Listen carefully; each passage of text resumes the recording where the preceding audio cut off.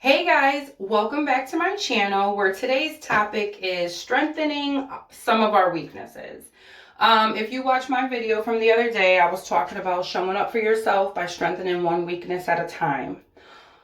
So I also started journaling to figure out what some of the obstacles were that hindered my progress through the years.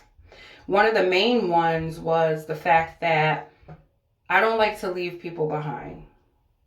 And what I mean by that is if I start off trying to better myself, sometimes there's other people who, say they want to do the same thing, and we kind of start off on the same path or whatever. And then eventually, for whatever reason, somebody slacks up. And for this example, maybe the other person slacks up because life, whatever, life gets in the way, and they'll always be like, oh no, you do you, keep going, it's fine. And it's kind of like when you're running a race and you keep looking back to make sure, like, are they back there? And eventually you kind of get too far where you look back and you're like, I better slow down. And that's kind of what happens, like, without me even thinking about it. Like, I'll slow down and then eventually I'll just stop. And I won't even realize that I have stopped because, whatever. And that's not a good, practice to continue. So it's important to for me to acknowledge that that's one of my weaknesses so that when it happens again, I won't stop, because I'll say, you know what? You already been here before. This is how it goes. That sometimes this is, just how it goes. And it's up to me to, like, shift gears. I just have to shift gears, and I have to stop looking at it as if I'm leaving you behind. And I have to look at it as if I'm so important to myself that I got to keep going. And that's the only way to really strengthen that obstacle.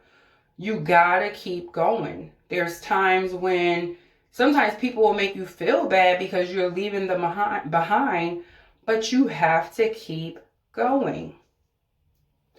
We can't keep trying to supply everybody else's needs on an empty tank. We can't keep trying to pour out when there's nothing left in the vessel to be poured. We can't keep letting people drink from us when there's nothing in there. If your car is on E and 4 people need a ride, how far are we going? Are we really even going to get there? We're on E. You hear that? We're on E, not just me. We are all on E. So how do we really think we're going to get somewhere when we're all on E? So this video is to encourage us to stop letting ourselves get to E.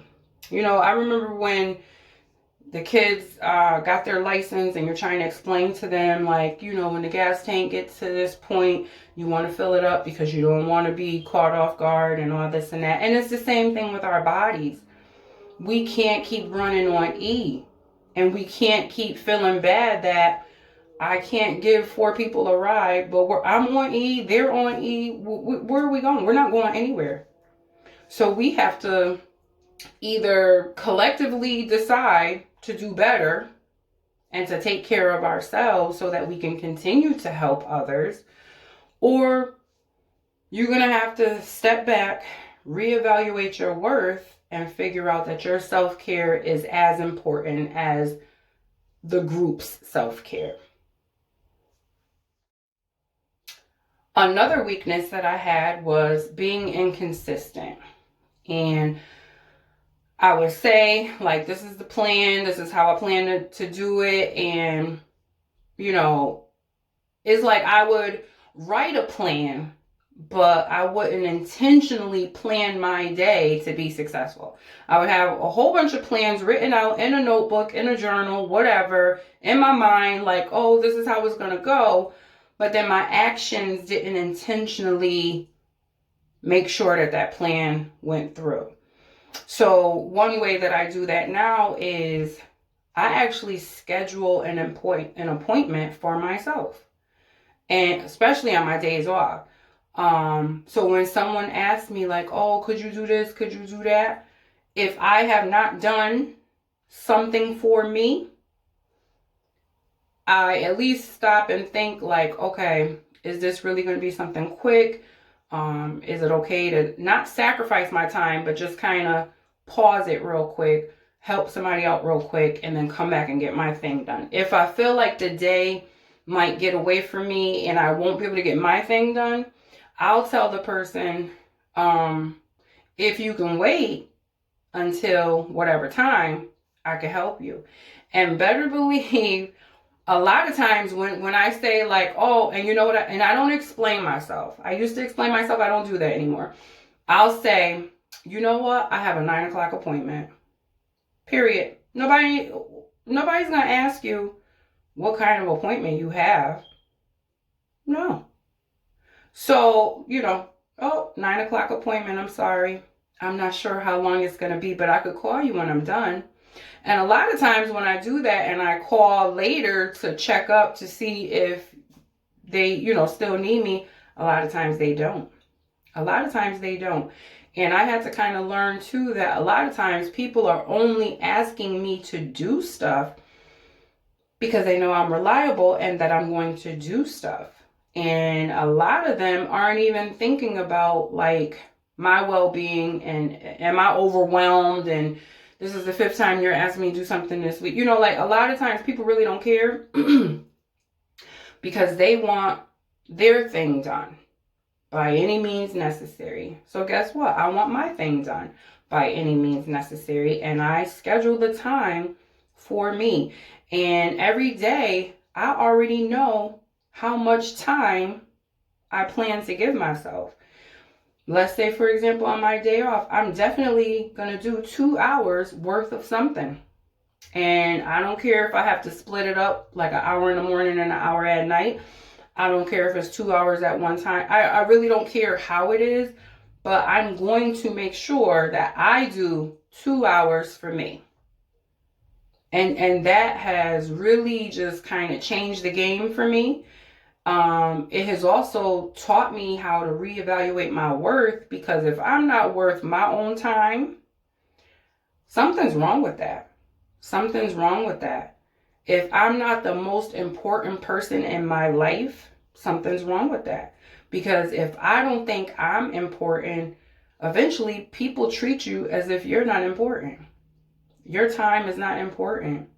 And, we just have to do better. And it's okay to do what you need to do. A lot of times we run ourselves ragged because, we're trying to do the kind thing and the compassionate thing and all this and that. But in doing all of that for other people, it kind of gets overridden because now you're doing it with an attitude. You're doing it and you snapping and you're bitter and you think it counts, but guess what? It don't count. It don't count, because if you can't do it with the right motive and the right heart to do it, it doesn't count. So if you think you're doing like a good deed, don't you want to do it in the most positive way possible? And to do that is to make sure that you are coming from a full place. Are you full? Because if you're full, you can do a whole bunch of things. But if you're on E, you can only go but so far. Another weakness that I had was I felt like I didn't have the proper equipment at home to do what needed to be done.